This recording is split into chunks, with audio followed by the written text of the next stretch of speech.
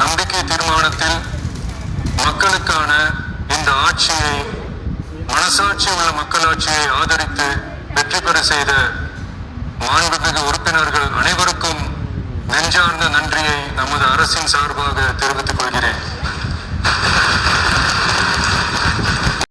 4 ते 5 दिवसांपूर्वी 5 राज्यांच्या निवडणुका पार पडल्या आणि त्यामध्ये पश्चिम बंगालकडे सगळ्यांच्या नजरा होत्या. परंतु पश्चिम बंगाल सोडून सुद्धा अशी काही राज्ये होती ज्या राज्यांमध्ये लोकांनी आपले सर्वस्व पणाला लावले. त्यामधलंच एक राज्य होतं ते म्हणजे तमिळनाडू. तमिळनाडू या राज्याकडे आपण जर बघितलं किंवा या राज्याचं नाव घेतलं तर आपल्या लक्षात येतं की या राज्यामध्ये सगळे सुशिक्षित लोक राहतात. 2011च्या जनगणनेनुसार तमिळनाडूचा साक्षरता दर 80.9% ते 80.33च्या दरम्यान आहे, जो राष्ट्रीय सरासरीपेक्षा जास्त आहे. यामध्ये पुरुष साक्षरता दर 86.77% आणि महिला साक्षरता दर 73.44% आहे. राज्य सरकारने 2025च्या अखेरीस 100% साक्षरता साध्य करण्याचे उद्दिष्ट ठेवले आहे. तमिळनाडूमध्ये थलपती विजय यांनी अभूतपूर्व यश मिळवलं आणि ते संपूर्ण भारताने सुद्धा बघितलं आहे. विजयच्या मंत्रिमंडळामध्ये कोणकोणते महत्त्वाचे शिल्लेदार आहेत याचा संपूर्ण लेखाजोखा आजच्या व्हिडिओमधून आपण बघणार आहोत, त्यामुळे व्हिडिओ शेवटपर्यंत बघा. नमस्कार, मी साजिद, आपण पाहताय तरुण भारत कोल्हापूर. पश्चिम बंगालच्या निकालानंतर सगळ्यांच्या नजरा तामिळनाडूच्या निकालाकडे लागल्या होत्या. विजय थलपती यांच्या शपथविधीमध्ये अनेक अडचणी आल्या. विजय थलपती यांना सत्ता स्थापनेपासून कोण रोखतंय? राज्यपाल अडवणूक करतायत का? तमिळनाडूमध्ये सरकार बनवण्यासाठी 118 जागांचे बहुमत गाठणं गरजेचं होतं आणि ते बहुमत विजय थलपती यांच्या पक्षानं गाठलंय.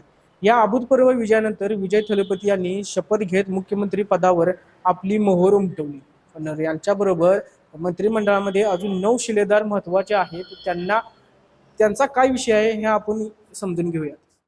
मंत्रिमंडळामध्ये सर्वात पहिलं नाव येतंय ते म्हणजे के. सेंगेटियन यांनी तमिळनाडूतील अखिल भारतीय अण्णा द्रविड मुनेत्र कळघम या पक्षात अनेक वर्ष काम केले. ते अनेक वेळा तमिळनाडू विधानसभेवर निवडून सुद्धा आले होते. त्यांनी शालेय शिक्षण मंत्री म्हणून कामकाज पाहिलं आहे. 2024 नंतर त्यांनी विजयच्या पक्षात प्रवेश केला. आता मंत्रिमंडळात प्रवेश केला आहे. हे पक्षातील सर्वात ज्येष्ठ आणि अनुभवी म्हणून नेते ओळखले जातात.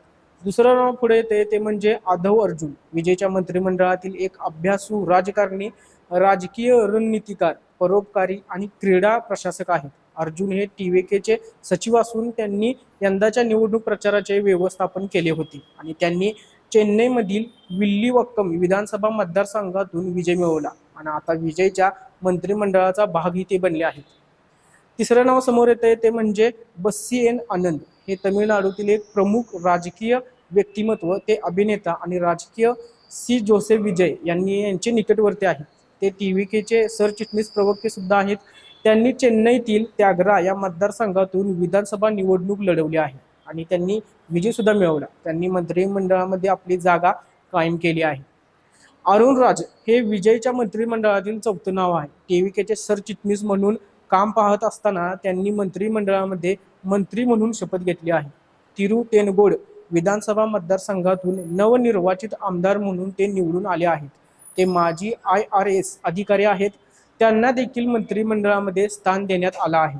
प्रशासनातील माहितीपूर्वक आणि अनुभवी, त्याचबरोबर अभ्यासू चेहरा म्हणून त्यांची ओळख आहे. राजमोहन अरुमुगम यांचं या मंत्रिमंडळातील 5वं नाव समोर येत आहे.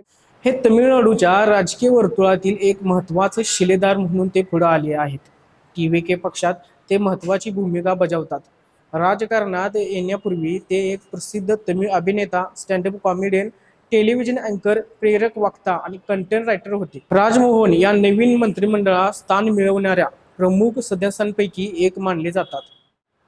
6वं नाव म्हणजे PA व्यंकट रमणन. हे विजयच्या पक्षाचे कोषाध्यक्ष म्हणून ते काम पाहतात. विजय यांच्या जवळचे सहकारी म्हणून त्यांची ओळख आहे.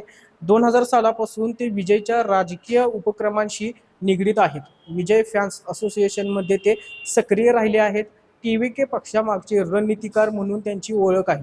टीव्हीके पक्षाच्या ऑक्टोबर 2024 मध्ये पहिल्या राज्य परिषदेत त्यांनीच कार्यकर्त्यांना शपथ दिली होती.